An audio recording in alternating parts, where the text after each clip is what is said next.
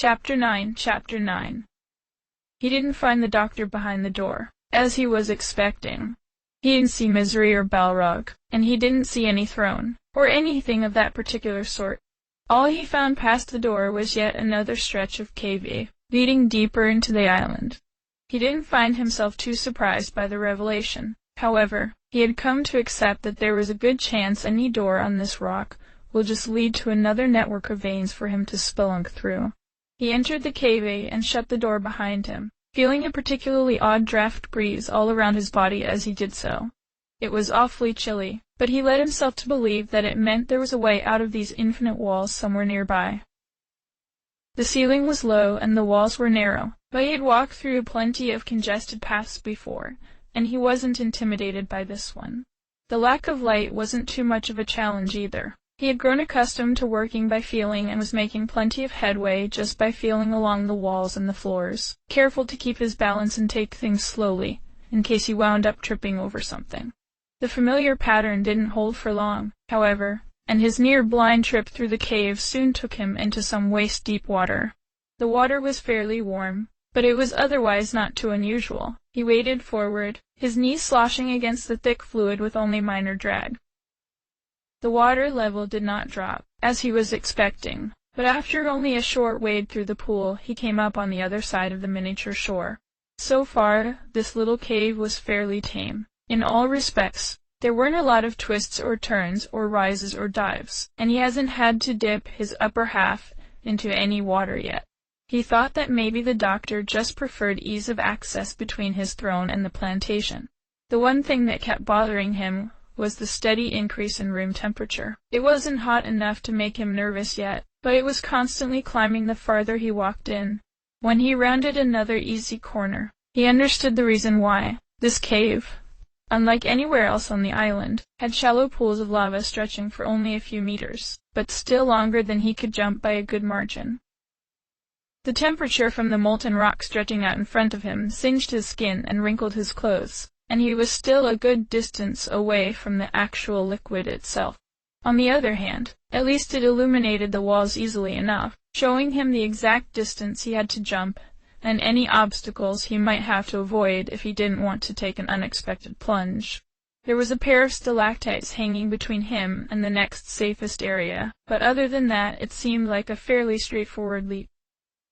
He planned out his action before taking it, thinking his options through carefully before he took the risk of crossing the pool. The heat alone was pretty extreme the closer he got to it, and he knew it would probably be so hot as to be distracting when he finally makes the jump. The two stalactites over the pool weren't necessarily in his way, but he'd have to make a very precise jump to avoid them both without risking using the booster for any more maneuverability. Considering how quickly it overheats, he could use every little bit of leeway he could. Lining himself up as best as he could between the two inverted spires, he calmed his shaky nerves as best as he could before running full tilt towards the lava pool. The heat climbed and escalated massively with each long stride, until he made the jump straight over the pool. The temperature climbed up and danced through the legs of his pants, up and out his shirt, charring every little bit of his steel skin it touched. The heat of the rocket up the shaft was comparable to the heat of the lava, only it hit every part of him instead of just his fringes along the platform. Halfway through the flight, before he could begin descending, he kicked the booster active, pointing his right foot in the direction he wanted to fly. Reliably, the jetpack responded, propelling him the remainder of the journey while perfectly level with the lava below. He had to twist his shoulders slightly to avoid the spires, and the heat rising from below was making his head spin. But he devoted every last bit of focus he could muster on just passing through this one little obstacle. The ceiling slanted downward sharply at the end of the pool, which he didn't notice until he bumped his forehead off it, but otherwise he managed to cross it safely. He continued down the cave, in a hurry to leave the lava, and its rising heat, behind him. The light of the lava followed him down the tunnel a short distance, illustrating to him the layout of the next little bit into the artery. The rocks were jagged all over the entire path. The ground was flat, but the rest of the uneven cylinder contained sharp spikes surrounding the entire path. He couldn't tell if they were natural or not, but the slightest brush against his hard skin caused even his durable steel to scratch. The glow only followed him so far, and when it became just a little too dark for him to see clearly, he nervously shuffled along the floor, not daring to reach out and feel along the walls to find his way out. Eventually, after slowly but calmly running his feet along the flat floor to find his way out, the caves began to light again from the familiar ominous glow of more lava pools. It was a particular pattern this cave displayed, a room filled with lava, followed by a narrow tunnel with sharp rocks and poor lighting. Each pool of lava got more complex and risky to clear, while the tunnels stretched for longer distances, spiraling in any which direction they felt like. The walls seemed alive, purposely bending and shuffling their paths into trickier jumps and thinner passageways, simply to dissuade him from continuing down his path and towards the doctor. And when his careful resolve refused to waver, they'd mix up their patterns by tossing in narrow walls with lava pits and almost blind jumps straight down into more deadly spikes. His walk became more a dance the farther down the road he continued, his jump heights carefully planned and coordinated, and the booster on his back responding to each upward and sideways command it received as he progressed. His cuts and scratches built the longer he stayed in the cave, tearing along his arms and legs with each unlucky scrape against the stones. He was far too long within the cave to stop or turn around. However, he pressed on, doing his best to not build upon any of his current injuries. The cave itself grew more and more irate with his progress, throwing in deep drops straight into lava that he was forced to take down and boost his way forward once he cleared a certain depth, or pillars going straight up that were lined with the odd spires that snaked its way left and right as it went higher. More than once he had made a mistake with either his own abilities or with his handling the booster, and he had to pay the painful price in the form of an unsightly gash through his skin or a charred heel of his shoe. He didn't know how he was going to fix his wounds later. He was pretty certain his skin wasn't going to patch itself together. At the very least, he had no blood to spill, although flexing any part of his body with an injury was still quite painful. The cave began to get creative as he continued down its depths. Among all the other threats of the cave, it showed to him another simple pool of water, leading him to believe that he could just walk through it like last time. He paused just before entering, though, while the water wasn't boiling, there was still a steady rise of steam, telling him that the water was nearly as dangerous as the lava was. After clearing it no differently than any of the other pools and passing through yet another corridor, with the spikes that bobbed and waved in every possible direction, he emerged in a slightly larger room with platforms suspended from the ceiling by a series of rusted chains, with the only obvious exit out several stories above him, far too high for the booster to reach alone, so he was forced to climb the platforms, which were often laden with more of the spikes that seemed to be growing out of them like a kind of moss. He knew he must have been getting close to the end of the cave, however, since the chains keeping the platforms aloft had to have come from somewhere. He had been keeping track of his time in the cave via the scope on his missile launcher since he cleared the second vat of lava. He had so far spent a little over an hour trying to navigate this cave. It was around mid-morning by now. He moaned and flinched as he shifted the weapon back over his shoulder, his aching wounds stinging harshly with each movement he made. The cave itself seemed to be growing just as exhausted, as its final obstacle was a single pillar with a narrow opening going straight up, with more of those spikes lining its side. The opening led straight outdoors and out of the cave. There was a steady stream of sunlight washing into the cave directly above where he was standing, and a welcome, refreshing morning breeze wafted through the room and cooled his burnt skin. The pillar was pretty high up, but if he could squeeze enough juice out of his booster, he should be able to at least grab onto the final ledge and pull himself to safety. Taking as great a leap as his tired legs could manage, and pushing the booster to send him straight up when he reached the height of his jump. It was a fairly nerve-wracking final few seconds until his hands reached up and groped for the outer rim of the exit. He managed to dig his hands into the calm grass above him, just as his jetpack gave up, overheated for the moment. His legs dangled uselessly over the long drop, his entire body and all his armaments supported only by his grip on the open ground above him. His cuts flared, his muscles shook, and he groaned a low, powerful groan as he used all his strength to lift himself out of the hole, slowly, until first his head came over, followed by his elbows and then his chest.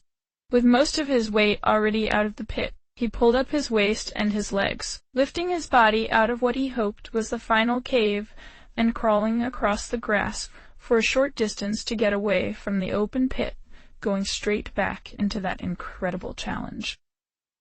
He lay on his back, leaning against his jetpack, staring up into the cloudless blue-gray sky with the sun beating down on him, still rising from the eastern sky. He had seen the night sky a few hours ago, and he marveled at the light of the moon and the twinkles of the stars. The light of the day was considerably less marvelous to him, but he never imagined the sky to be a shade of blue. He imagined it to be more of a solid gray, or perhaps no color at all like the night. And it was difficult to admire the sun as he had the moon, since he could never look directly at it for more than a second before feeling his eyes begin to burn. A light, constant breeze swept over the area, always heading in one direction or another, and soothing his hot skin with each breath. Aside from the wind, the outside area he lay in was totally bereft of any noise at all as he lay calmly on his side. He could see over the edge of the island from his viewpoint, and he could see the infinity that the clouds underneath the island stretched into so many miles away before ending on an invisible line, where the clouds below met the sky above. It was just like when he climbed the outer wall, only the wind had calmed down since then and the temperature was a charming lukewarm instead of the frosty chill of before. Each of the cuts on his body were still aching, and he didn't know if they were ever going to stop or how he could help himself heal. His limbs were still exhausted and difficult to life, but his duty was more important than his relaxation, and he forced himself onto his feet. All along the ground he was standing on were ruins of some kind. Many broken arches and finely chiseled statues remained littered across the ground in groups and blocks, and judging from how smooth and weathered their surfaces were, they had been destroyed for a while. Just to his west was the remainder of the mountain on top of the island. He could see the peak from where he was standing. It wasn't very high up, considering all the climbing he'd been doing lately. Flush with the ground he was standing on, however, was an entrance into the mountain itself. Quote knew that there was no other place the doctor could be, if he wasn't in that final cave, and he wasn't out here in the open. Then he must have been hiding in there. Between him and the mountain were very few obstacles. The grassy hills dipped and rose softly in several places, but otherwise it was a calm walk. Between the hole he came out of and the mountain, however, was a peculiarly shaped helicopter. It had two small wheels on its rear and a much larger one on the front. It had a very odd shape with a bulbous cockpit and an elongated rear that seemed to stop abruptly behind it, as if it was only half completed. It had a mismatched paint job to accompany the thought as well, with the rear taking on a lighter brown tone than the front. Considering the helicopter was so close to where the demon crown must have been at one point, the doctor must have arrived in this vehicle, along with the Sakamotos. Another peculiar feature was a cabin with a single glassless window that was nestled on the ground only a stone's throw from the helicopter. It was made from clay and stone with a concrete base. It looked like it was capable of taking a hit. It wasn't expertly handcrafted, and it even lacked a door, but it seemed fairly new and still in decent shape. Inside was a single bed and a single bookcase with a single shelf, without a whole lot of features. Whoever built this little hut obviously didn't plan on staying for too long. The bookcase contained only a few books, and none of them were particularly voluminous, but each title of each book contained a name that he recognized. Each of the Sakamotos had one, Professor Booster had one, Ito had one, and Date Fuyuhiko had one. Clearly, it was their own journals or possibly their reports and findings with the island, and this cabin was their shelter. How they all managed to fit into the single bed was a mystery. He knew it was immoral to peek into their diaries, but there still might be some kind of hint for him to find concerning the doctor, or maybe even the demon crown if he was lucky. Kazuma's and Momorin's journals were mostly just business and their progress with their own fields of study and expertise, offering a very narrow look into their own lives. Sue was considerably more outspoken in hers. She was no scientist, and so she had nothing to report. So instead she wrote about how much she hated being the island, and how she resented everyone she worked with. Each dated entry of hers contained at least one sting towards someone on her team. How Kazuma was physically frail, and Ito was a sniveling coward, and how the doctor was just out and out creepy. Still, She did admit that the adventuring and exploration was entertaining and exhilarating, and in the very first entry she noted how much fun it was to ride in the chopper. Her handwriting was very legible and clean, compared to the letter she had scribbled to him in the plantation. Ito's journal contained very little in the way of words, but each page contained remarkably detailed sketches and blueprints on the next invention he was thinking up. Quote, couldn't figure out what drawing was supposed to go with what description or instruction, and Ito seemed to write in his own private code that quote couldn't begin to hope to decipher, containing seemingly random letters and numbers and sometimes symbols. Professor Booster was fairly even with his own personal thoughts and feelings with the island along with his progress and reports with his work. Exploration of the island's interior would be more effectively accomplished. His second entry wrote, had re-equipment to facilitate aerial movement. Thus, I have duly begun development upon the Booster, a small, fuel-efficient jetpack with sensitive and highly responsive manual inputs. Development of this flying apparatus will take place in 2 stages. Version 0.8 and 2. Quote, found it odd that Professor Booster specifically skipped all the other versions in between and picked an incomplete revision to be the actual landmark. But he wasn't a genius like him, so he didn't bother to try and understand it. My plans call for version 0.8 to be the first usable version, and to allow for a certain amount of hovering. I'm sure I can complete version 2, provided I live long enough. It promises to be even more acrobatic and useful. The last journal to leaf through was the doctor's. His handwriting was very clean and easily the most legible of the 6. Although his sentences were very brief and direct. Second day, found fresh water. Drinkable alone, but chlorine tablets recommended. That was the entire second entry in the journal. Third day, Kazuma twisted left ankle. He's to keep off it for 3 days. Made contact with civilization underground. Call themselves Mamiga. Rabbit-like, or possibly dog-like, in appearance. Out of my practice. Still no lead on DC. It looked like Sue was telling the truth about the doctor being responsible as far as being a physician went. Fourth day, rations emptying faster than expected. Island exploration assumed half complete. Found a vein leading into the mountain rather than deeper underground, keeping it a secret. Possibly DC. His journal ended there, and everybody else's journal ended on the 5th entry as well. He could probably guess how the rest of the story went. There was absolutely nothing of interest left in the cabin for him to find. When he left the cabin, he heard some low thumping noises and some deep groans and growls off in the distance. Peeking around the corner of the stone cabin, off in the distance was a pair of frenzied Mamiga. He didn't know how long they were there. One of them was huge, easily larger than Toroko was, while the other was half the size but twice the aggression. They couldn't have been there long. He only spent a few minutes in the cabin. Nonetheless, there was no time left to mess around. He jogged his way back towards the mountain, having spent enough time dawdling and lazing already, his arms and legs having recovered a decent amount of energy, although his cuts and scratches still stung with each flex on his skin. He steered clear of the 2 frenzied Mamiga, keeping himself out of their sight and not risking their attention as he ran past. They seemed too interested on staring each other down to notice him, as he ran his way into the mountain. Thankfully enough, the inside of the mountain seemed quite a bit more hollow than he imagined. The room was massive and flat, each of the walls a huge distance apart, and each made of expertly laid stone bricks of all shapes and sizes. All along the circumference of the room was a series of elegant stone pillars. Many of them were still in decent condition, although some of them were destroyed near their top. The entire left side of the mountain, or at the very least the room he was in, was gone. In its place was a grated steel wall, like an enormous fence that stretched from the ground to the ceiling, giving him another clear look out into the open sky. In the far end of the room was a spiral staircase that led straight up into another floor of the mountain's interior. Between the entrance and the far staircase was a simple, featureless, uncomfortable chair made of stone, and floating just above the throne was a familiar white-skinned woman with blue hair in a green suit and a wooden staff with a bald end.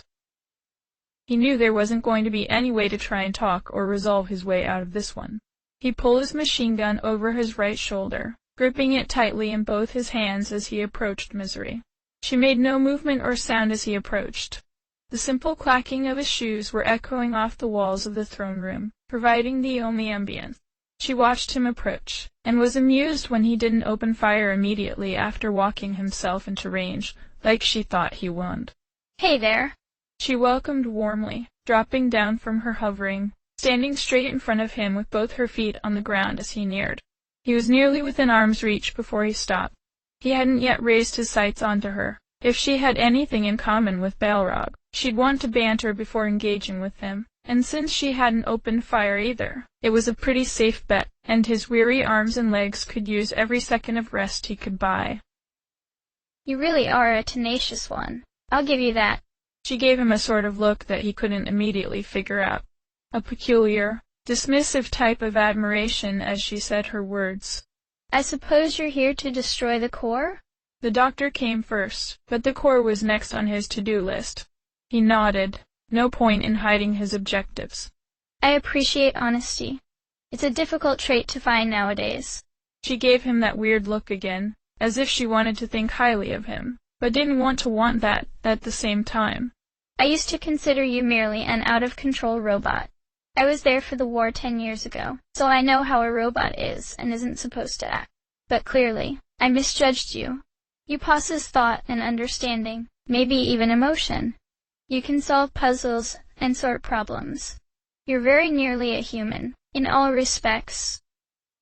She paused, her eyes drilling holes into his own. He stared back, unmoving and unblinking, his trigger finger lazily hanging over the lever. She took a deep sigh, looking out over the moving clouds of the sky through the steel grate in the side of the mountain. "You know, I have no love for this island. I'd leave if I could, but it is simply my fate to obey one that wields the crown. If the doctor tells me to jump, I actually do have to ask him how high he wants me to. If he tells me to stand guard at the entrance of his laboratory and kill anyone who tries to get anyone. Well, here we are, aren't we?" They both stood still, waiting for the other one to make the first move. Quote's loose red scarf flapped whenever the winds from outside picked up and rustled through the room. "I have one last question before we begin, though," she stated, her expression and her tone softening. Her sudden demeanor surprised him, although he refused to let down his guard. "Do you know where Balrog is? I haven't seen him since our meeting in the storehouse in the sand zone. As dumb and near useless as the brick is, he's the closest thing I have to a friend on this rock, and as much as I hate to admit, I'm worried about him." He didn't expect to hear Misery say or ask something like that, particularly right now, of all times. He searched his memory, thinking as far back as he could to when he last met Balrog. It was in the labyrinth, and he remembered promising Balrog that he wouldn't tell anyone that he helped move the boulder for him and Curly in that chamber. But that was a long time ago. He had no idea where Balrog could be now. He shook his head, trying to remain as emotionless as possible. "I see," she finished, looking a little despaired at his answer. It was difficult not to feel sympathetic for her, as much as he needed to be. "Well, in any case," she said loudly, her mouth breaking into a wide grin. "Prepare yourself." With a blink of an eye, the bald end of her staff emanated a quick burst of off-blue light, and Misery had vanished. He lifted his machine gun so his eyes were level with the sights and quickly spun himself around, trying to predict where she might reappear. He wondered why she didn't just teleport him back to the Mimiga village or something, since an enormous setback like that would virtually guarantee that the doctor's plan would succeed. Would he have to stand still for a spell like that to work? Or did she actually want to give him an opportunity to succeed? She was an oddball to figure out, but he had other priorities at the moment. She was floating in the air near the entrance to the room, facing him, going through some odd hand motions, and her mouth was uttering some imperceptible incantation. Before he could run himself into range, a volley of black bubbles, almost like the one she had used on Toroko when they first met, emerged from her staff and soared through the air towards him. They each moved at an impressive speed, but none of them were totally accurate, and most of them missed by less than a yard. They each popped with a loud bang, and he could feel a sudden rush of wind from each burst, so he knew it wasn't what they were made of that he shouldn't be worried about. Just as he shot a round of his own in response, she vanished in a flash of blue light once again, his own shots fizzing into nothing as they passed through the very spot she was hovering in. She reappeared to his right, in front of the grill fence, and went through the same motions again before another round of bubbles appeared from the end of her staff. They moved slowly and erratically, however, and they floated limply high up in the air, a safe distance away from him. He wasn't sure what she had in mind, but he knew better than to expect her to make a mistake, and ran around their flight path, giving them a wide berth before lifting his gun again, and opening fire some more. He didn't land as many shots as he would have liked, but from the sound of her pained flinching, he had at least managed to make a hit before she teleported herself behind him once again. It was difficult to keep up with her movements or to predict what she'd do next. As she reappeared, she was standing on the ground instead of floating in the air. Her left hand was moving in quick circles in front of her while she lipped her spells as quickly as she could, her bracelets jingling against each other with each quick swing of her arm. She traced circles in the air in front of her, and in a moment, a pair of odd black, wheel-like symbols appeared in front of her, rotating around her front slowly. Quote approached as quickly as he could, getting into range and opening fire with as many shots as he could get in before he would inevitably be distracted or forced to relocate. The sting of the cuts on his skin flared with each movement, but he wasn't about to let them bother him. The wheel-like things she had summoned had a gaping hole in their centers, so he thought little of it as it fired, expecting his shots to go right through them. He was surprised when each shot that hit their centers dead on simply vanished, disappearing into nothing without a single one breaking through and getting to Misery. Not all of his shots were aiming for the rotating shields, and a few more hits managed to slip their way between their cracks, pouring a few more hits directly onto Misery's face. She flinched and recoiled, groaning in pain by the end of the volley, but ultimately she felt more irritated than hurt this early in the battle. Rather than warp away like she had been doing, she pointed the end of her staff towards a seemingly random part of the wall, moving the staff very slightly with her right hand as her left was moving more vigorously in the wind, when a steady streak of faint, easy light erupted from the ball on her staff and zapped into one of the thick bricks she was pointing to. All the while, Quote was keeping up as much fire as his gun could give him, pausing very occasionally to keep it from overheating. And while most of his hits were absorbed by her orbiting shield, she kept her focus with a steely resolve whenever she was struck by the ones that did connect. It was obviously hard. Her movements would sometimes pause or veer unnaturally to the side, and her lips would stop their moving, but she managed to finish her incantation even under the pressure. She gripped her staff with both hands and pulled backwards on it with all her strength, as if she were pulling some kind of invisible rope. It wasn't an act either, considering the strain on her arms. Her staff really was being awfully difficult to pull, and the stinging feeling of that constant rain of fire on her wasn't helping her. But with enough effort, the brick she had zapped broke the caulk around it and finally slipped free. It moved in whichever direction her staff pointed, as heavy as it was. It followed each movement, either up in the air or side to side, although even out of its wall, it still wasn't a very light object to whip around. Her swings were clumsy and often dragged too far, but the flying brick linked to her staff by her magic was still an excellent weapon, causing Quote to dive forward in surprise, the brick just barely clipping the soles of his boots. When the block hit the far wall at the apex of her swing with a booming thud, her arms and her staff came to a very sudden stop as well. The vibration of the impact disoriented them both. Misery pulled herself together first and swung the rock in the opposite direction, hoping to catch Quote and crush him against the wall in the second swing. He came to his senses shortly after she did, though, and saw the attack coming with more than enough time to react.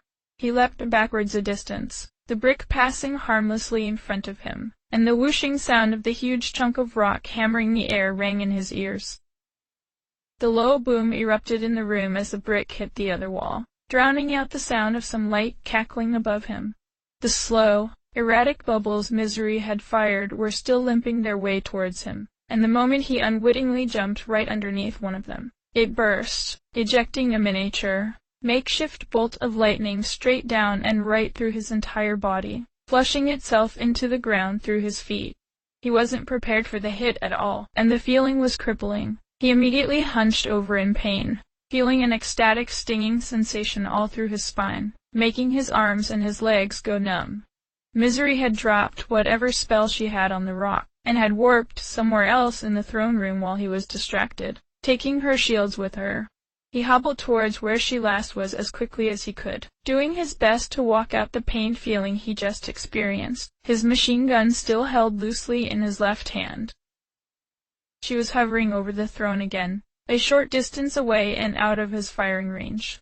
His body straightened and strengthened with each step, although the peculiar, unwelcome sting of the bolt hadn't left him entirely yet. He couldn't get himself into a sprint, but he still managed to half-jog his way back to Misery, the machine gun unbalanced and unsteady as he kept up the fire with just his left hand.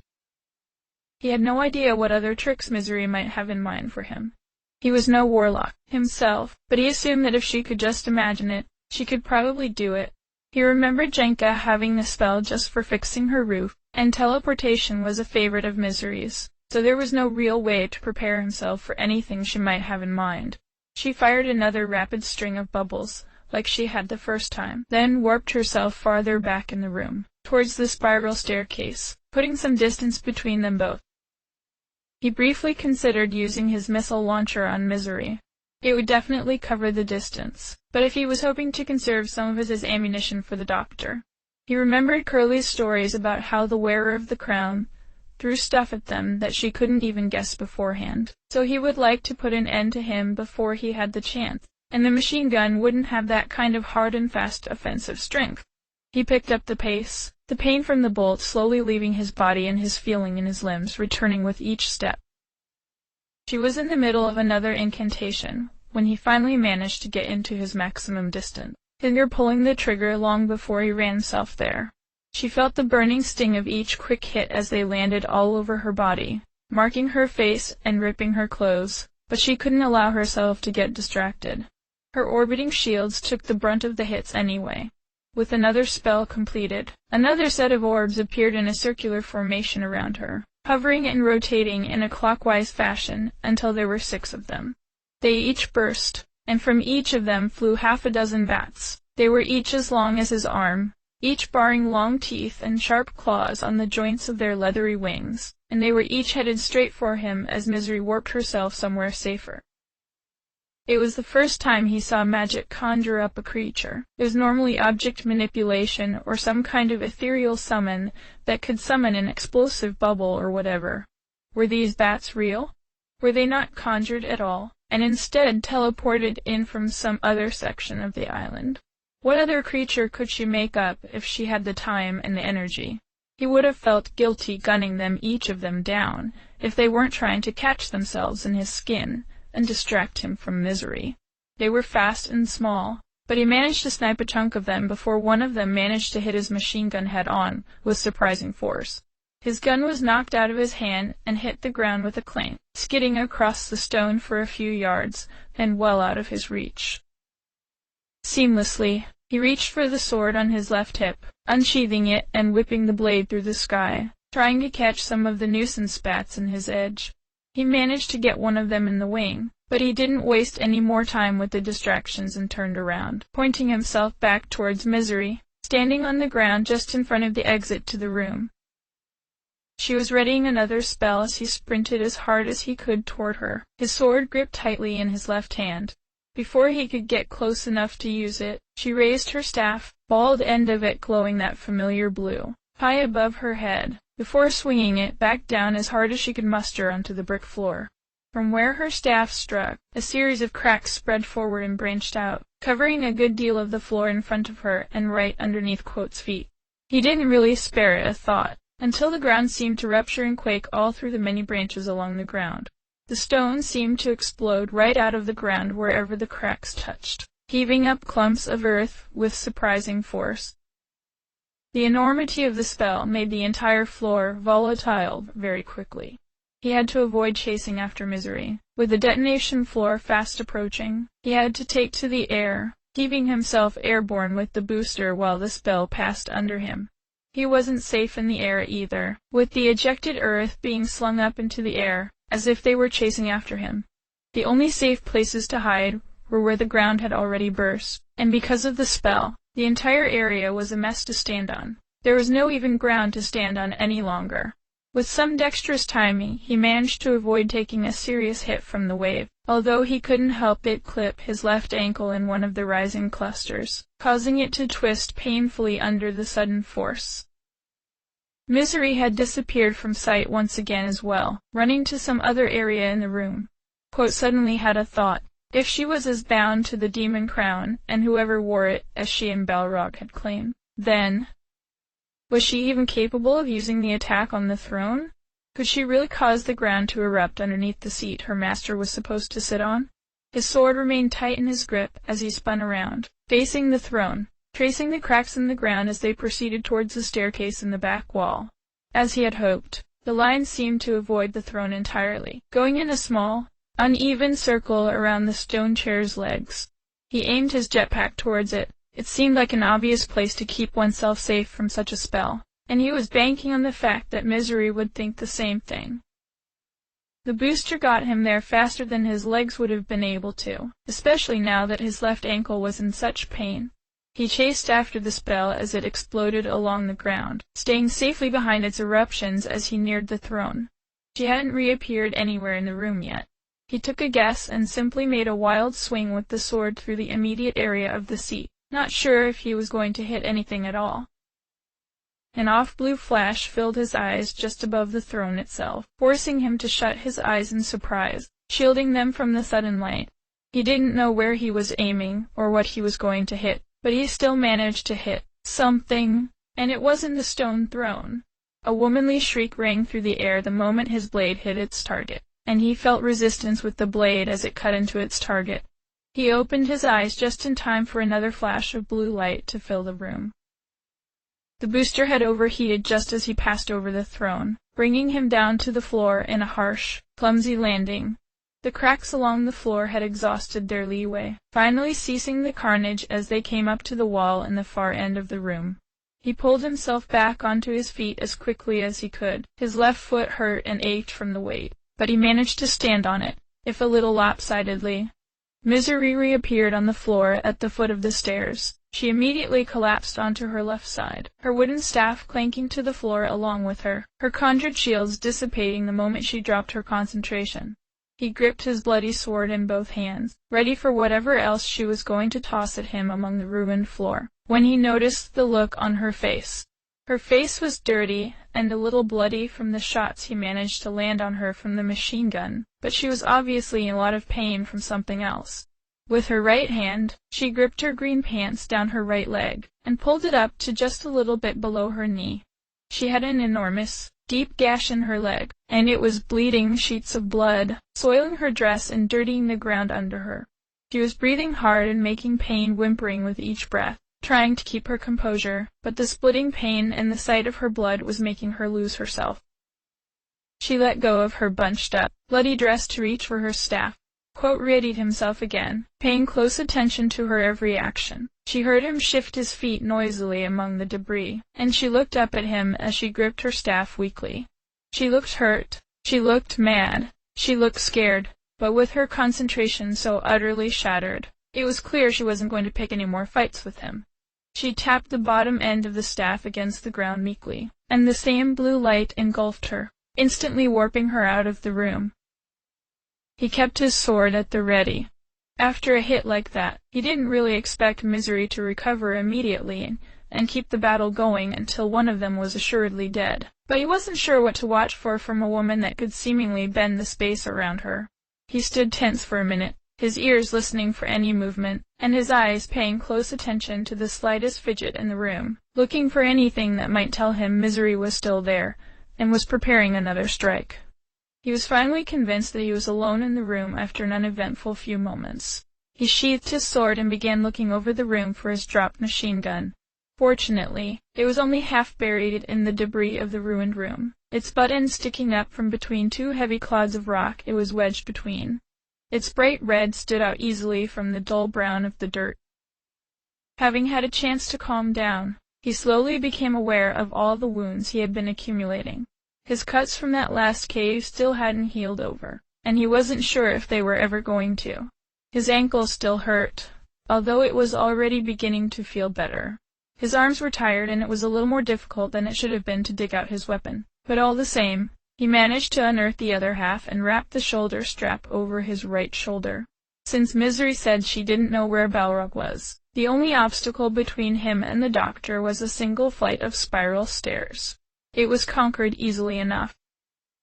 The second room was almost exactly like the first room in its shape, large and flat, with a flight of stairs spiraling upwards on the other side.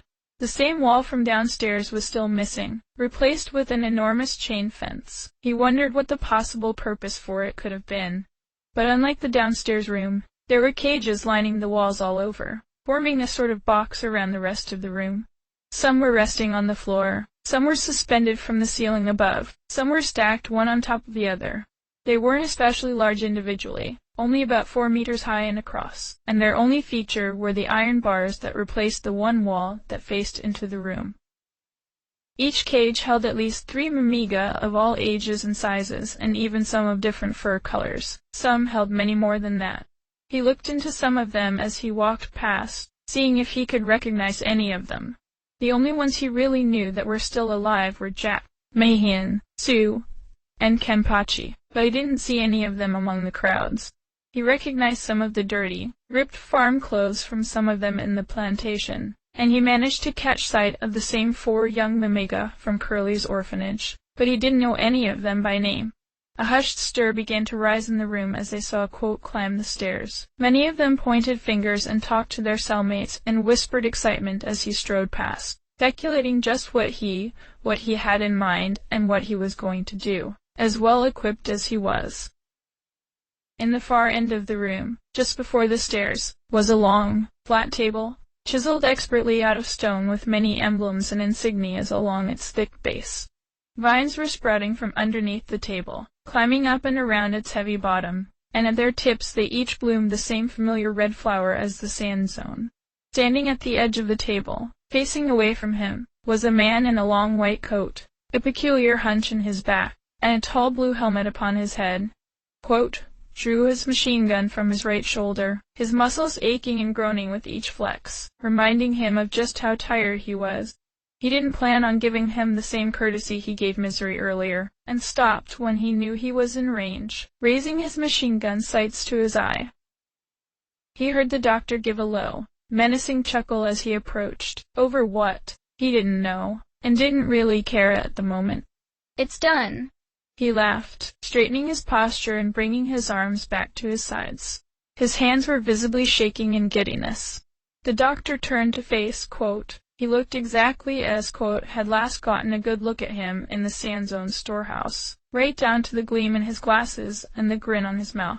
Quote's finger tightened on the trigger, ready to start firing with just a quick pull.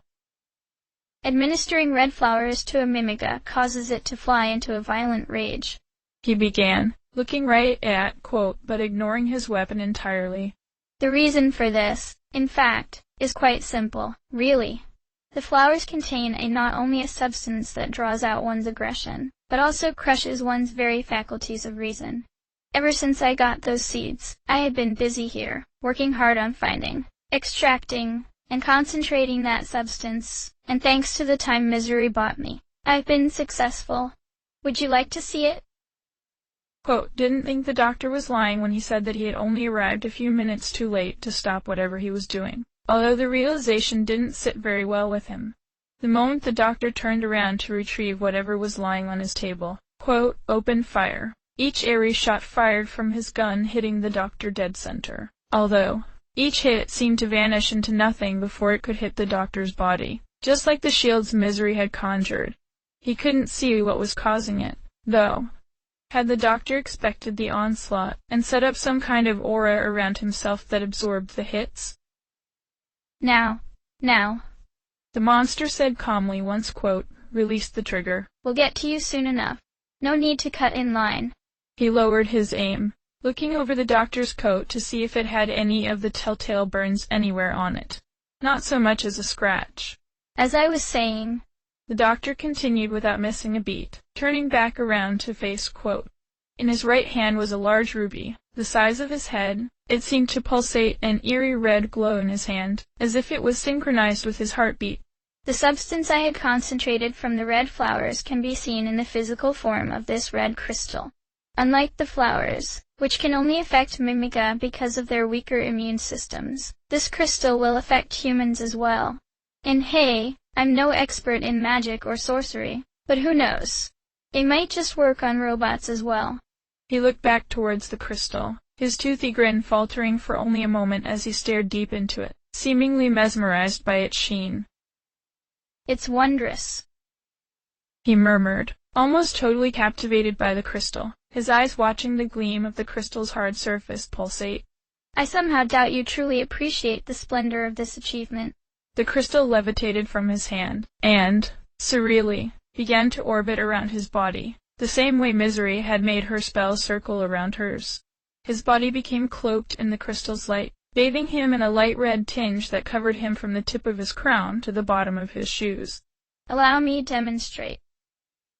In a blink, the doctor had disappeared from where he was standing, in a light red flash of light, with only the crystal remaining. Quote, replaced his machine gun across his shoulder, knowing that it probably wasn't going to be doing so well against the man here. He stepped forward to where the doctor was, as he simultaneously reached for his missile launcher, switching on the high-tech scope. It was fully loaded since before the plantation, and he'd been itching to finally use it on the man. The doctor wasn't reappearing anywhere in front of him, but the red crystal quickly hovered over his shoulder, towards the rear of the room. He followed it, keeping his weapon raised and his eye through the sight. It locked onto the crystal itself, displaying an estimated time between launching a missile and collision, thankfully not tracing onto any of the Mimiga in the cages at the same time. He didn't know if that was a feature or a mistake or what, but at least he wouldn't have to worry about any of the missiles locking onto the wrong target. The doctor reappeared in the air, just a short distance away from the steps, and promptly, gracelessly, fell back to the ground. He raised his hand, running his palm across the red crystal as it reunited with him, and, without any incantation or spell, the crystal pulsated once more, sending a visible wave of red energy soaring through the air towards him. It gyrated vertically and unpredictably as it approached, making it difficult to avoid, but with a spring of his strong legs, eliciting a painful spark from his ankle, he managed to clear the wave without any injury, quickly retaliating by lifting his missile launcher and launching a few the moment he ran the scope over the doctor's body. It was the first time he really had a chance to see the new launcher work its magic since he got it way back in the labyrinth. The targets on the scope flashed a menacing red when he pressed that button, the many numbers on the screen quickly ticking down as a small volley of missiles were sent on their way. The doctor was keeping up. Of course, he simply raised his hand, and the red gem on his crown began to glow its own spooky red. Within an instant, each missile began to detonate in the air, the earliest one only a few feet away from its destination. Because of the missile's size and design, most of their damage was supposed to be derived from the actual impact rather than the proximity of the explosion, and as a result, the doctor only felt a slight rush of hot wind from the bursts. He quickly warped away, on top of one of the stacks of cages, the red crystal following close behind. Quote kept his aim on the doctor, but couldn't fire any more missiles. Aside from the doctor likely just batting them out of the sky again, he might hit the Mimiga cage, and, by extension, the Mimiga themselves. If he did, he had to think quickly. His machine gun was pretty useless against the crown, since they'd just get absorbed into some kind of ether that was wrapped around the doctor's body like a protective cocoon. He figured that the missiles might still have a chance to do some damage if he could catch the doctor unawares, but there wasn't much chance of that unless the doctor himself made a screw-up somewhere.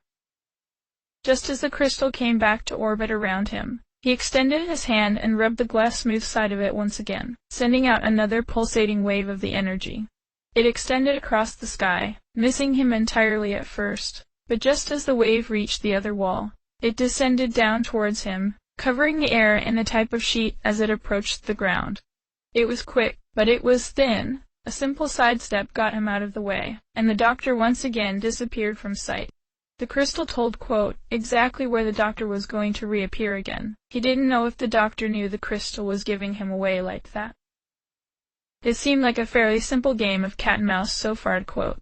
Given Curly's stories about how the bearer of the crown was hitting them with attacks, they could hardly imagine, much less anticipate. He was expecting the doctor to do something incredible, like bend the very space around him, or control his limbs with hardly a movement. But so far, nothing of that sort. Had the doctor simply not figured out how to use the crown effectively? He was lucky, if that were the case. The doctor reappeared on top of the table he was working on earlier, and with the same movements, he sent out yet another simple wave of red energy for him to avoid. He had near-infinite power at his hand, with a gem that could amplify his own abilities by several times, and the most he could think up was a single, simple but unpredictable wave of the same energy every time, followed by teleporting himself to some other area of the room. It was hardly a physical fight, and more like a high-stakes game of attrition between the two. Given how the doctor could simply push away each of quote's efforts with a wave of his hand, though, he was currently winning. The doctor caught onto his own pattern, apparently, and mixed in something else. After warping away from yet another of his similar attacks, he reappeared floating in the air, in a curled ball, clutching his stomach as if he were in pain. Quote saw the window of opportunity and raised his missile launcher once again, the scope quickly locking on and readying the weapon to fire with the press of a button. Before he could, the doctor unfurled himself explosively, straightening himself out and, at the same time, unleashing a spherical wall of the same red energy in a quick, massive blast. The sphere was more like a series of short, quick lines, like lasers, that bounced off of everything that they hit. Quote's first concern was the Mimica and the cages. If one of those lasers bounced their way between the bars and into one of their cages, they wouldn't be able to dodge away. He wasn't confined to the narrow, cramped space of one of those boxes, and he was having enough problems dancing and flexing his way between each of the shots, some of them narrowly grazing his shirt or nearly knocking the hat off his head. He didn't have eyes on the back of his head, however, and one of them had rebounded off the wall behind him, coming back to strike him in the back. He didn't feel any pain from the strike, peculiarly, but the moment he felt the blow, his vision was instantly distorted and undecipherable. His eyes filled with a gray, lifeless static, devoid of any shape or color. He saw various blacks, whites and grays, all in thousands and thousands of dots and pixels, all jumbling around without direction in his eyes as they were literally taken offline from the hit. At the same time, he felt an unfamiliar burning sensation in his head, and he decided that he didn't like it. In fact, he hated the feeling. His confusing eyes and his burning head began to make him angry, causing him to thrash about mindlessly in his rage, not caring who or what he struck, just as long as he could get the pain to stop. Just as quickly as they were brought offline, his vision came back to him in a blink, but everything was in a colorless gray. He could make out the doctor hovering in the air just a little distance away, that crystal still swinging around his body as if it were an excited moon to his planet. At the same time, his vision was beginning to cloud with words, simple lines of text that typed themselves into the bottom of his vision at a rapid pace, and with each completed line, the page of text would push itself up and cover more of his sight.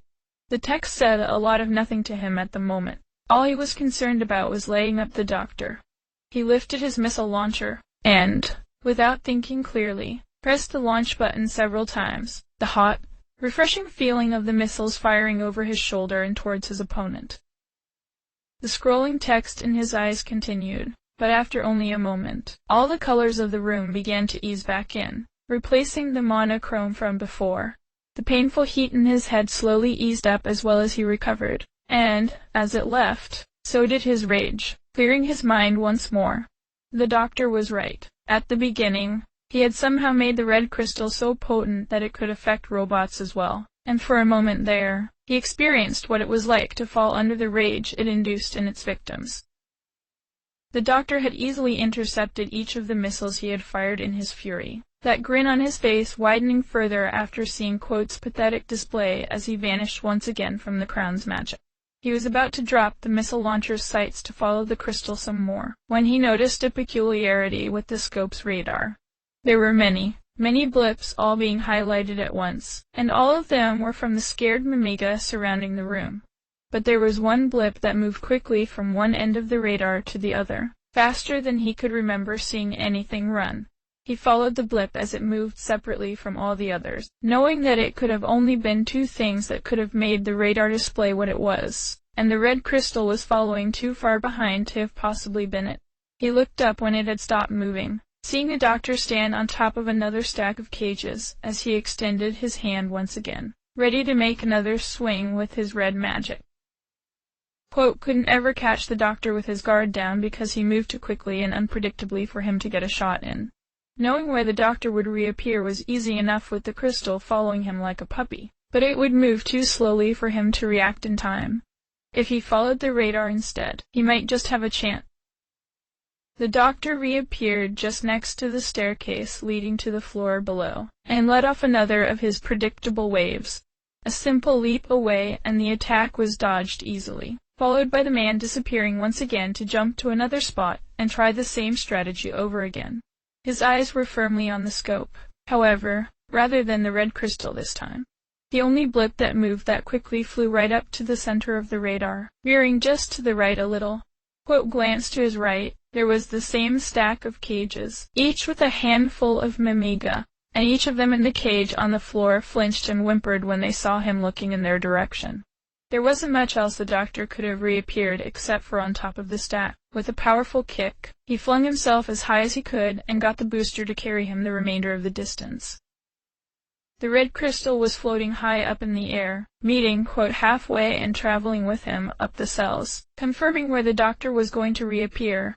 The moment he cleared the top of the final cell, he just picked a spot towards the wall over the roof of the final cage and began unloading, waiting for the doctor to rematerialize right into his fire.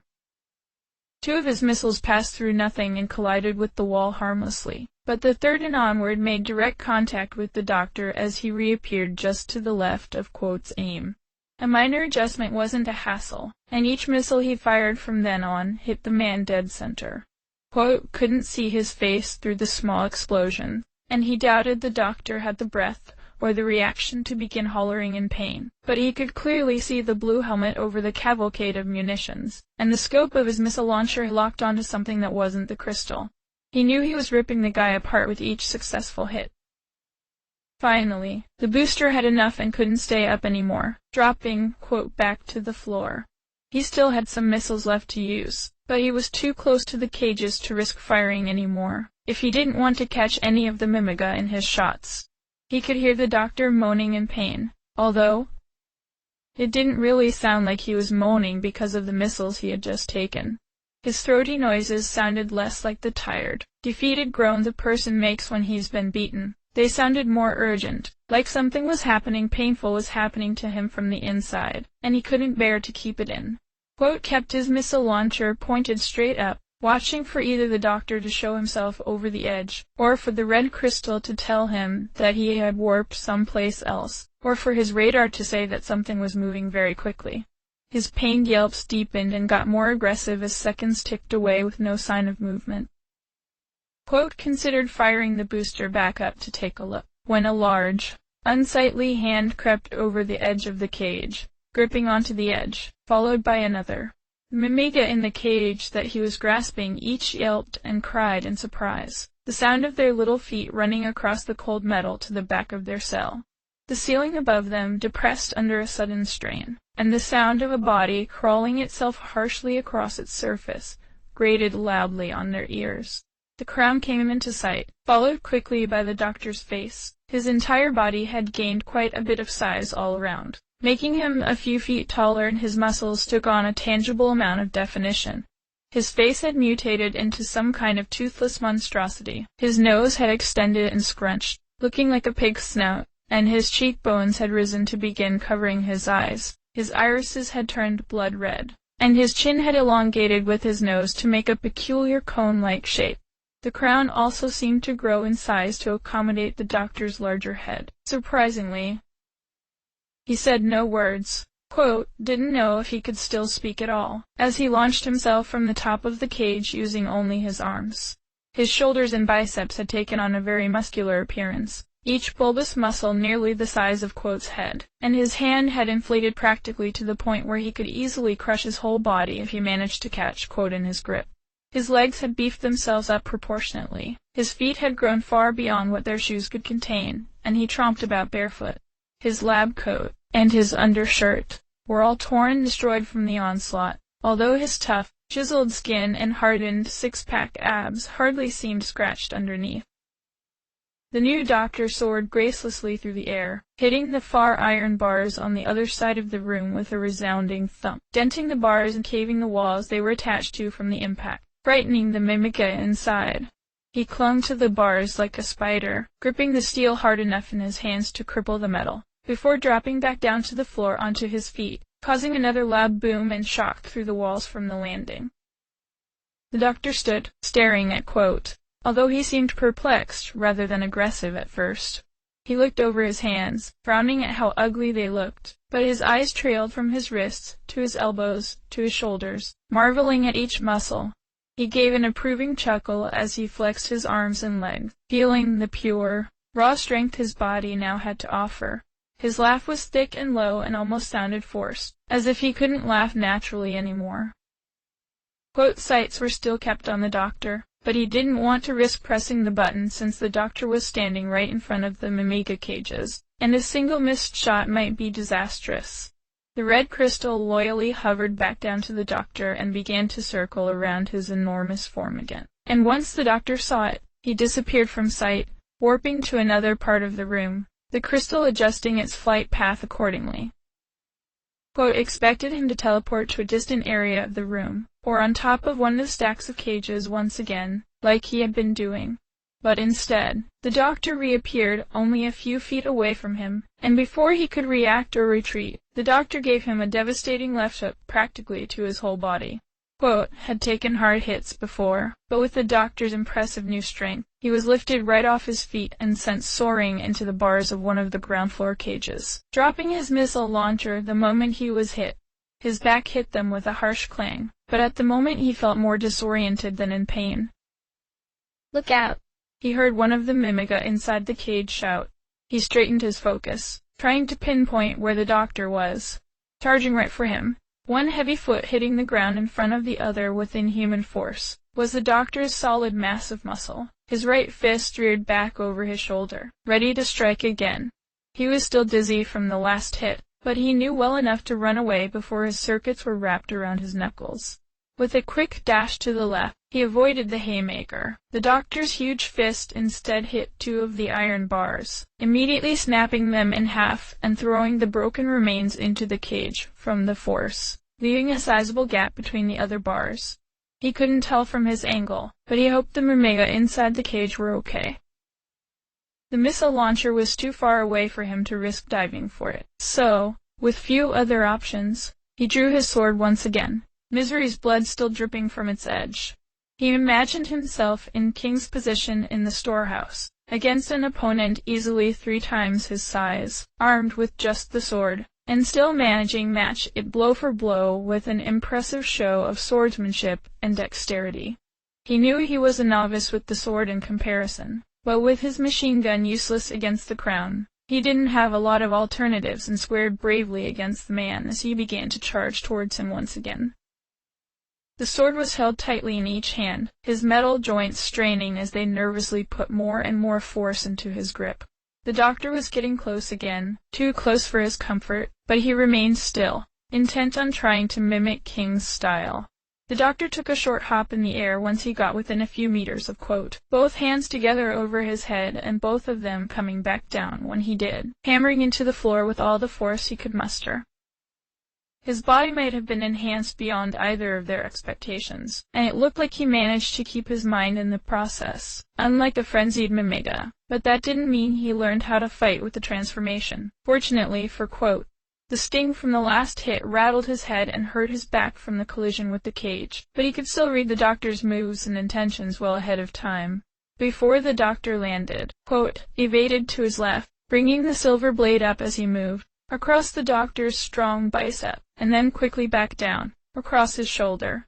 The sword made both hits, but they felt as though they hit solid brick instead of flesh.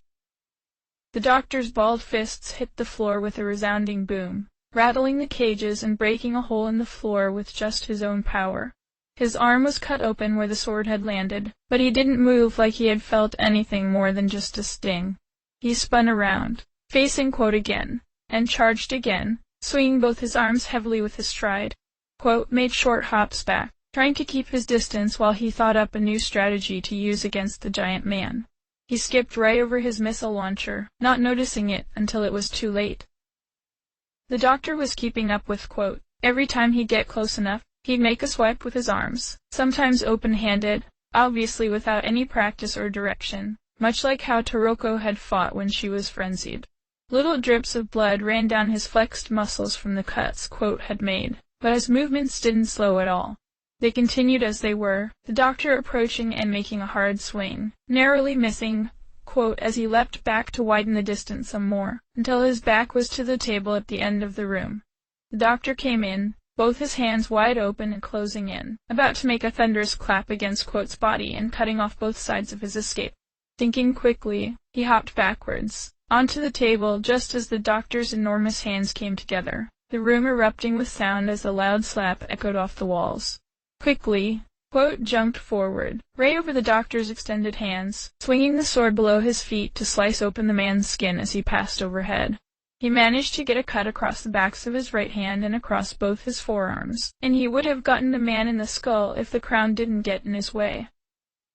He started up the booster for that extra push away from the doctor on his descent, trying to increase the gap between them some more. He looked over his shoulder once he thought he was safe enough, to see that the doctor wasn't there, and that the red crystal was on its way just past him. Just as he realized his mistake, he felt the doctor's large fingers wrap around both his legs at once, and brought him back down the floor. The booster gave out once foot was held still, swinging him helplessly down as the doctor beat him against the ground like a club once, and then swinging him up across his shoulder, winding up to toss him across the room with all his strength. Managed to keep a hold on his sword the whole time, but dropped it once he hit the spiral staircase on the other side of the room with enough force to chip the stone. He grunted and groaned as he lay on his stomach at the foot of the steps, trying to pick himself up onto his hands and knees, to keep fighting, but his entire body felt as though it were on fire from the pain. His ears rang and his mind was unfocused, unable to think any single thought at one time. His bones and muscles creaked and tightened as he tried to stand. He needed to get back onto his feet, keep fighting the doctor. He hadn't come all this way for nothing, but he simply couldn't muster the strength.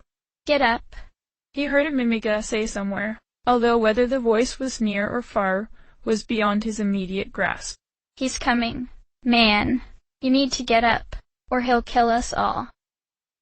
He could still move his arms and his legs, incredibly, but each limb felt as though it was under hundreds of pounds of pressure, and any movement at all was a chore. Lifting his head from the floor was difficult. His shoulders were bruised and his neck was strained. The sound of the doctor's footsteps were the only thing he could really define in his state, his eyes searching across the ground, and he tried so hard to at least sit up to see the man's bare feet, each step thumping loudly in the air. He wasn't running to finish him off, as he expected, but he seemed to be, strolling towards him, as if his victory was all but assured by this point, and with how much difficulty was having with just lifting his head, it might just be. Reached for the hilt of the sword with his right hand, trying to get a grip on it before the doctor got too close. He was nowhere near the blade, though, and he wasn't able to pick himself up and crawl himself to it. The doctor stood motionless in front of for a moment, between him and his sword, letting himself bask in the feeling of his victory and his godlike strength. He accomplished what Balrog, nor Misery, nor even the Corps could accomplish by finally beating the android soldier from the surface. He had to admit to himself that he could understand why the soldier seemed so unbeatable. It learned and thought like a human, and had all the precision and reflexes that he expected a combat android to have. His new gift from the red crystal was a blessing. In a way, if he hadn't had the boost, the soldier probably would have gotten the better of him. But he wasn't so high on power that he thought he could entertain himself by stringing the soldier along. He bent down, picking up quote with a surprisingly gentle left hand wrapped around his entire waist, lifting and turning the robot upright in the air so they could look each other in the eyes. Quote was dirty, torn, ragged, and beaten, and could hardly stand to look the monster in his half-shut eyes. The doctor's clothes were in much worse shape than his, and his arms and shoulders were bleeding in numerous places, but it was obvious who the victor was either way. The doctor made some kind of low growl as he stared his defeated opponent down, conveying a sort of unfriendly congratulation for making it this far.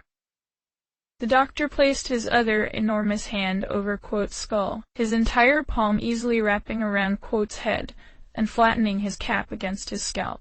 With a simple clockwise twist, he was going to pop the robot's head off like a cap from a bottle, and that'd be the end of that.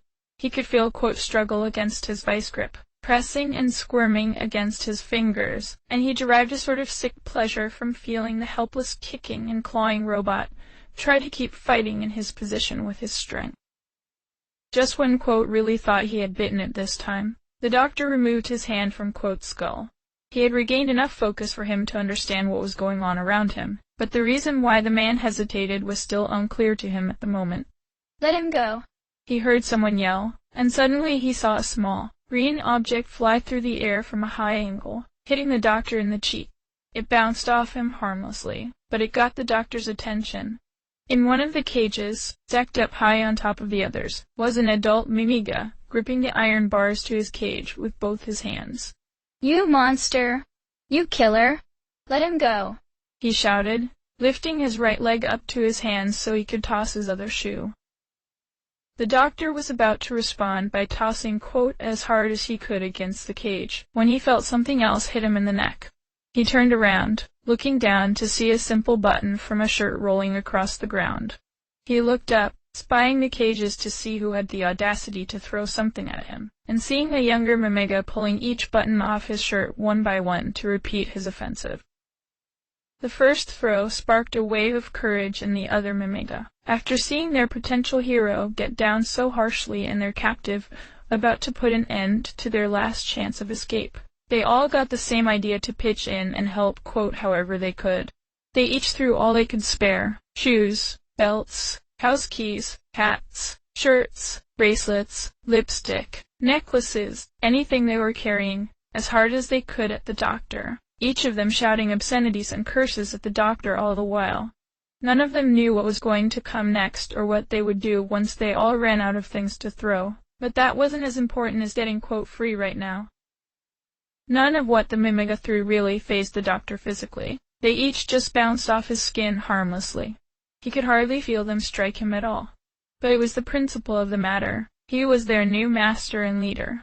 He had worked hard and pulled so many strings to get to his status as ruler of the island, and he alone had risen to such incredible power using the crown and the red crystal in tandem. They should fear and revere him, not throwing their everyday baubles at him like he was some kind of bottom-rate trash. When one of the mimiga's thrown earrings managed to get him in his eye, he, really, started to get mad. He'd rip open the bars on each individual cage and break each and every paw he found before subjecting them to the crystal and rewiring their destroyed minds. He had dropped Quote in surprise after he felt the sting of the earring in his eye, reflexively bringing both hands up to rub the pain away. When he managed to open his eyes once more, he saw 3 mimiga each standing in the center of the corridor. They were in the cage he had snapped the bars in half from when he transformed, and the open space between the bars was more than enough for them to squeeze through. 2 of them held the large, orange missile launcher up. The missiles pointed right at the doctor, while the third one was desperately searching for a way to fire them. "He's looking right at us," one of the 2 mimiga holding the weapon said worriedly. "Hurry up and find the switch." I'm looking, the third one said frantically, her paws running over the missile launcher's buttons and levers, trying to find one that would shoot one of them like they had seen Quote do earlier. There weren't a whole lot of buttons on the weapon to begin with, but none of them were clearly labeled, and her eyesight wasn't great anyway. "They all look the same to me. Just press any of them. Choco!" said the other mimiga, trying to keep the weapon steady and pointed squarely at the doctor, who was now beginning to run towards them. "He's coming right for us." The booming sound of the monster's footsteps was enough to confirm that. He could have teleported next to them, but he wasn't thinking clearly between his rage at the Mimiga and the need to intercept those three with the weapon. She just pressed any button and flicked every switch she found, among turning the scope on and off. She did manage to find the button and it launched a single missile from the weapon. It flew forward with incredible speed, locked right onto the doctor's incoming body, and collided full force with him, stopping him dead in his tracks as he recoiled from the blast. "Keep doing that," one of the other Mimiga said, and Chaco complied, simply pressing the same button over and over, launching missile after missile, and the doctor was too busy reeling from the first hit to dodge any of the others. They couldn't tell if the missiles were actually doing anything other than slowing him down, though. He was still standing once Chaco stopped pressing the button, stopping before the weapon ran out entirely. His clothes tattered and his chest was torn open badly. He was in poor shape, but he kept going all the same, his mind clouded with vengeance against the critters that defied him his position as their king. He began picking up the pace again, charging towards the three. They weren't worth turning into frenzied soldiers, he decided, and it would have been better if he just killed them all right there. His own heavy footsteps drowned out of the sound of quick, lighter ones from behind him, awkwardly dashing up to his back, as quickly as they could lopsidedly run. Just as he began to start jogging towards the Mimiga, he felt a sharp, penetrating sting in his upper back, just between his shoulder blades. The strike powerful thrust had pierced into his spine, cutting into his bones. He couldn't turn around to see, holding onto the other end of the sword, jutting out of his back. In fact, he found he couldn't move at all, and all he could feel all over his body was pain. The doctor let out an inhuman, low, shrill shriek once he could register the pain firing all over.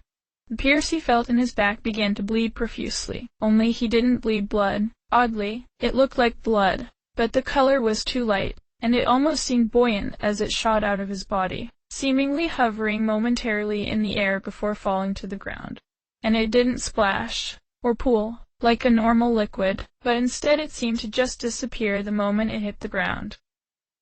The doctor's scream was cut awkwardly short. Looked up at the man to find that he seemed to be evaporating into the same odd liquid that was pouring out of his back. His crown disappeared with the rest of him, along with his skin, his hair, his eyes and nose and ears, all the way down to his feet. None of it splashed onto the ground or all over him, and it all just vanished the moment any of it collided with something solid. Only his clothes and his shoes remained, which found odd, since the crown melted away with the rest of him. The sword fell to the ground with a clang as the metal bounced against the stone once the doctor evaporated, and the red crystal flew away once its bound host had vanished. The entire room was silent as they all saw the monster disappear. The heap of his laundry among all the trinkets and accessories the Mimiga had thrown at him, the only thing remaining to prove that he even existed at all. The room was as silent as the night when the last of the doctor's weird blood hit the floor and vanished, having witnessed a spectacular death for a horrible man. Once remembered how much pain he was in, he slumped to his knees, exhausted, and in every cage, each Mimiga, possibly the island's entire population, each crammed into tiny boxes stacked on top of each other, began applauding raucously, clapping their paws and stamping their feet. Elated whoops and congratulations shaking the very room, once the doctor disappeared for good. The happiness and celebration in the room was nearly tangible, from one Mimiga to the other, knowing that the tyrant, the sole man responsible for all the sick science experiments and various kidnappings, at random times and random places all over the island, was finally gone. Their earlier appreciation for the doctor back in the plantation had all but disappeared, probably once they saw what the red flowers did to Mimiga. Remembered seeing the two frenzied Mimiga outside of the mountain, and they had to have gotten there somehow. One cage of Mimiga broke out into a celebratory song. The lyrics were about the dangers of Mimiga life, and how a hero would come to their rescue from their turmoil. The song was probably about Arthur, originally, but, didn't mind. He had fulfilled his promise to King by putting an end to the doctor. With his own sword, no less. He could only hope King was satisfied, having been avenged by an outsider, but avenged nonetheless. The song spread to the cages surrounding it, and to the cages around those, until each cage was singing the same song in praise to their new hero, their collective voices carrying all throughout the mountain in cheer. The 3 Mimiga that had used the missile launcher dropped the weapon and began undoing the sliding locks on each of the cage doors, letting out every caged Mimiga to spill onto the floor. Some of them immediately head down the spiral steps to find their way home. Some of them stuck around to pick up the belongings they had thrown at the doctor in their desperate attack, but most of them crowded around tired, lifting him onto their shoulders and surfing him along the crowd. None of them knew his name, but they cheered for their surface soldier all the same. Many of them patted him on the shoulder in thanks, and many of them had all sorts of questions for him about where he learned to move the way he had, and what he was thinking as he fought. He barely heard any of them over the general ruckus the crowd was making, though, and he was busy keeping his eyes peeled through the crowd, looking for Sue anywhere among the Mimiga, but he couldn't spot her blue sweater and her short body anywhere. After parading him around the room once in a sort of victory lap, they set him back down where they had picked him up. One of them had picked up his sword and offered it back to him, and the 2 Mimiga that held the missile launcher gave that back to him as well. His machine gun hadn't left his shoulder the whole time, and with his sword back in its scabbard and his missile launcher back across his other shoulder, he was fully equipped once again. The missile launcher still had a dozen or so missiles left to use. "What are you going to do next?" he heard someone ask. They all clamored for his answer, huddling around him excitedly. Some of them wanted to go back to their own unique villages, or back to the plantation, while others not unkindly suggested he head back to his own home, wherever it was, and take a break. Many of them wanted to stay on the island, since a good deal of them had not known a hero like him in their generation, having succeeded Arthur by a good deal of time. He answered by looking behind him, to the spiral staircase leading up and into the 3rd floor of the mountain.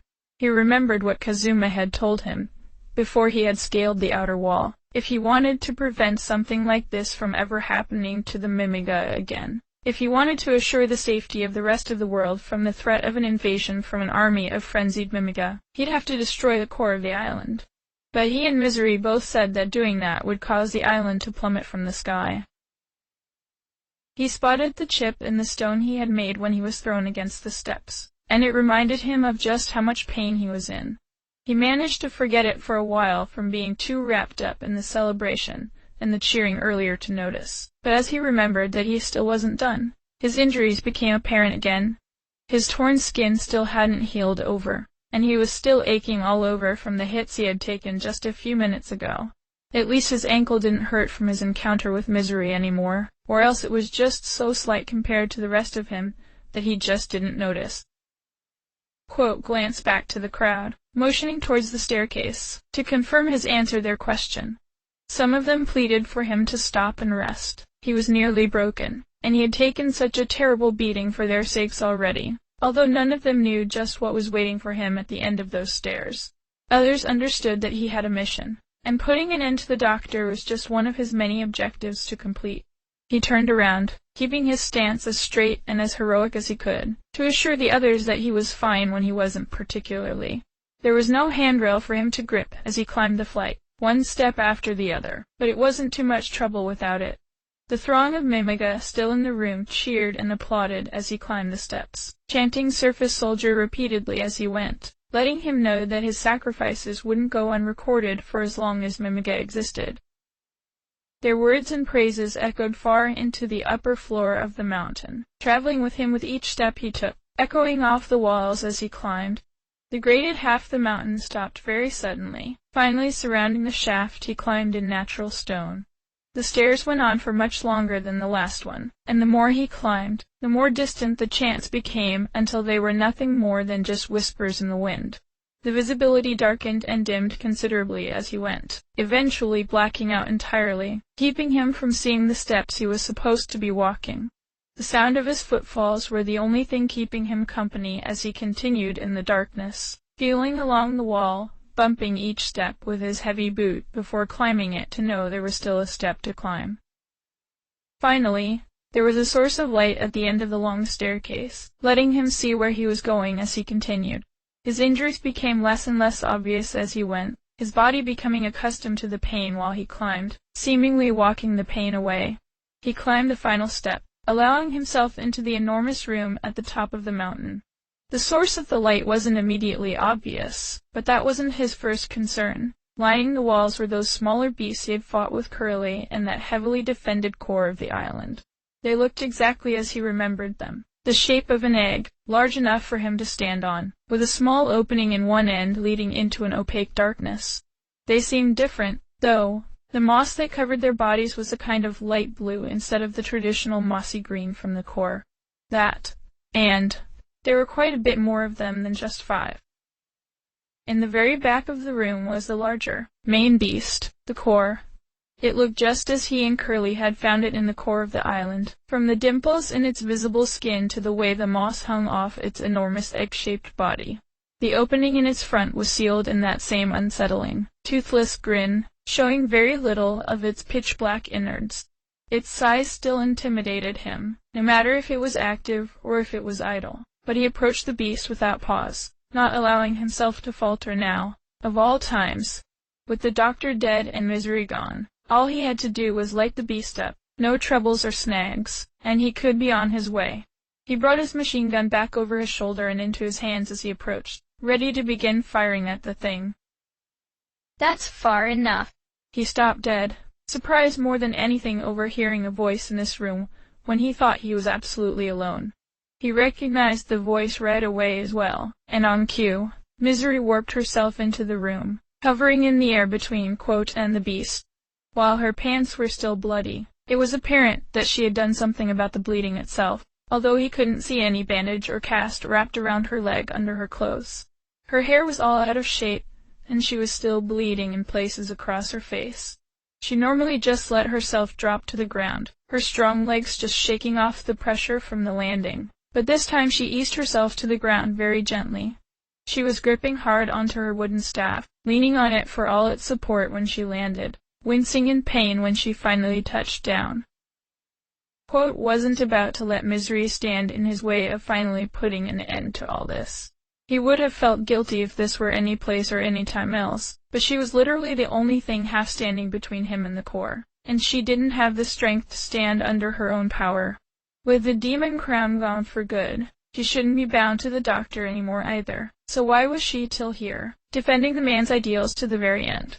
He pointed his machine gun right at her, less as a threat and more as a warning. He'd rather anything than to kill Misery, and he sincerely didn't want to pull that trigger, but he couldn't stop now. The bald end of her staff began to glow that off-blue glow once again, and he expected a spell or some incantation or something for him to look out for. But instead of her conjuring up more animals for him to snipe down, or for her to change and adjust the very space around them, she simply warped in someone else, in front of her, unconscious. The short figure in the blue sweater immediately told him it was Sue. If you value her life, she grunted, still putting up with the pain, then step away from the core. She was gripping a fistful of Sue's fur of her head and putting more weight onto her staff as she spoke. He didn't know if she needed the staff specifically to cast spells, and his weapon was already raised, but he couldn't take the chance against Misery. Although he couldn't simply leave the core, for now, it would be better to do as she said. He lowered his weapon and took a step back, eliciting a surprised smirk on Misery. You're just a box of surprises, aren't you? Any other robot would have just shot through the girl to get to me. Misery took a few hurried breaths, trying to keep her strength up. I never would have dreamed that you... She paused, taking a few huffs. That you would defeat the new king. Nobody's ever stood up to the crown, let alone succeed. I've seen heroes come and go, and fight the kings with all their strength, but you first to actually prove himself better. Sure felt inferior when the doctor had him in his hands, ready to pull off his head, but he was the one still alive all the same. I know to pick my fights, she continued. So let me offer you a deal instead. You can go through both of us, destroy the core, and die with the island once it smashes against the earth with you, and all the Mimiga and the Gaudy and the Drolls and your other human buddies still inside. She was practically salivating venom with all the names she rattled off. Or you can turn around, walk back down those stairs, and find some way to leave the island, never come back, and forget you ever came. If you do, I can guarantee this one's life. I don't know who she is and I don't really care, but you and all your human friends seem to find her important. Otherwise. The room suddenly began to tremble, very slightly. The beast and its smaller children weren't about to be dislodged from their secure holes in the walls, but it was still enough to rattle them on their feet. Misery nearly collapsed onto her knees, her stability uneven as it was. The tremor only lasted for a few seconds. Once it passed, a disembodied, deep voice began to call from nowhere. "You shall not escape," it said, the voice sounding like it came from everywhere around them, broadcasting straight into their ears. It was unmistakably the doctor's voice, although he sounded very calm. "Who's there?" Misery demanded, looking around the room vainly to find whoever was speaking to them. She looked up and down, behind and behind herself, but there wasn't anyone around other than the three already there. She knew that the voice belonged to her recently deceased master, but she would really rather not believe it was actually him. He was dead in the ground, after all. The crown alone didn't have the power to revive anyone, as far as she knew, or else the first king would still be alive. The voice laughed, not sinisterly or in a demeaning way, but just amusedly. The voice had this ethereal echo to it. The sound repeated itself unnaturally late, each repetition a little lower in pitch than the last, adding a very surreal feel to the voice. "Have you really forgotten the voice of your master?" Behind Misery, a red cloud of some kind of buoyant liquid seeped up from the floor along with the red crystal itself, and began to collect itself in the air, taking a formless shape as the material seemed to spill upwards. Frantically pointed behind Misery, getting her attention. She turned around, and gasped in shock from what she saw. Not that she knew what she was seeing, but it was a wholly unnatural thing to see altogether. The voice laughed again, although this time it was very condescending once the entity saw Misery's expression. All the light red blood-like liquid had finished collecting from the floor and began circulating in the air, each individual drop flowing freely among the rest of them in an enormous bubble.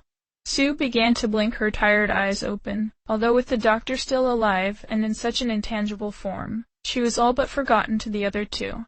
"The power of the red crystal is wondrous indeed," it remarked. "It imbues me with incredible strength and heals me when I am wounded. It fills me even now. My body may be destroyed, but my consciousness has never been more distinct." Sue nearly called out to quote, seeing him stand there just a few feet away, when she noticed his hard stare at whatever was behind her. She turned around, first noticing Misery and her bloody dress, but behind her was that fog of red, rotating and pulsating with each word it spoke. She got the better idea to pick herself up and run behind, quote, for protection. "It feels as if I have become a Superman." Misery was furious at the doctor. She was free for all of 5 minutes from the wearer of the crown. She wouldn't have had to put up with the man and his total lack of empathy any longer now that he was dead and gone. She still remembered the sting of his hand on her when she brought back the wrong Mimiga from the village. She was counting down the days towards who died first, and she had won. She had earned her right to be free from this man. She wanted to lash out, to strike the doctor's essence with all the magic she could muster, her injury in her leg totally veiled behind her anger towards the doctor.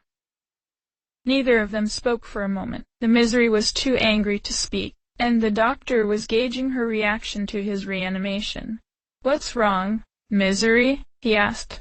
She could feel his eyes stare down at her, that omnipresent gleam in his glasses and his superior toothy grin etched into her mind now. The doctor was different from all her other masters. She never felt like she was alone, as long as he was in charge. Wherever she went, his shadow would follow, his paranoid need to be in control of everything, all the time, never giving her a moment's peace of mind. "Does my form frighten you?" he continued, knowing exactly how she felt about him, and how she resented him. She didn't feel the controlling pull of the crown from anywhere nearby, which meant that she was not bound to the doctor any longer since he was not physically wearing it. "Why aren't you dead?" She screamed the way only a scorned woman could scream. "Why won't you die? Why won't you leave?" She slammed the dull end of her staff into the ground between them, the bald end glowing a much deeper blue than normal as she let loose a flurry of the same black bubbles she had used against Quote earlier. The barrage was considerably more aggressive than what she had used against him, though, and continued for much longer. She vented her fury at the doctor as best as she could, trying to strike away his new ghostly form, although each hit simply passed through the cloud harmlessly, bouncing off the beast's tough hide behind it. "Tut, tut, tut," he pronounced phonetically, having no tongue to click the way a parent disapproves of a child's action. "A fool who'd forget her own master does not deserve free will." The cloud began to expand itself, covering a wider area than it was before. "Misery, you will be my puppet until the day you die." With frightening speed, the cloud overtook Misery, wrapping her in its mist. She gave a frightened shriek once it overcame her, loosely trapping her in a spinning column of the red stuff. She tried some more spells and magic, frantically trying to get herself out of the whirlwind, but after only a few seconds, she felt herself begin to change. Her mind clouded and her voice deepened. Like the doctor, she began to grow in size from the red crystal's properties. She was naturally short and frail, so her transformation wasn't nearly as big and intimidating as the doctor's. She nearly doubled in height and her arms and legs lengthened appropriately, but her muscles saw fairly little build. Her ears extended away from her head, her hair grew down to her back instead of her shoulders. Each hand lost a finger, and she spontaneously grew a long tail just above her rear. Her most drastic change was to her face. She grew a bird-like beak, and her nostrils disappeared into her upper lip, and her eyes practically disappeared into her sockets, making 2 black depressions in her skull.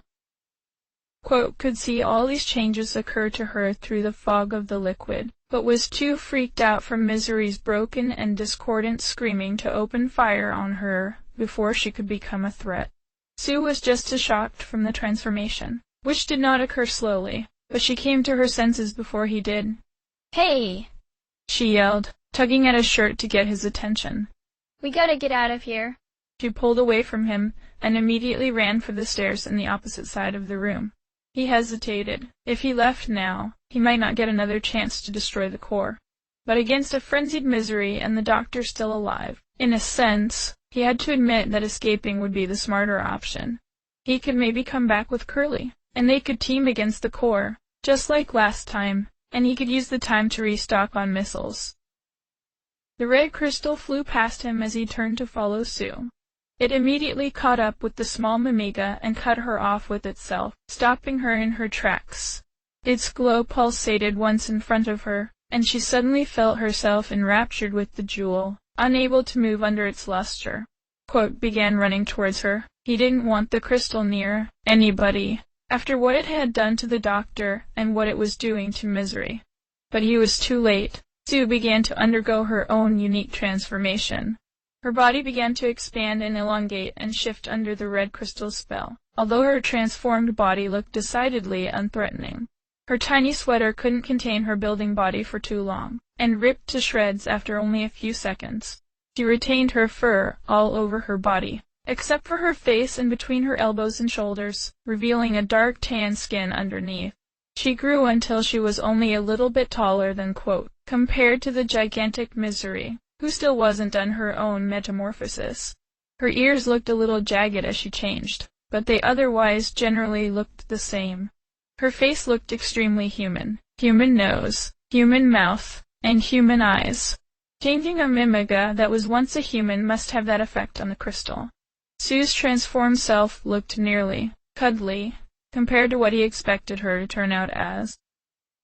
Quote began swatting at the red crystal, trying to shoo it away before it could do something even worse to any of them, but the damage had been done.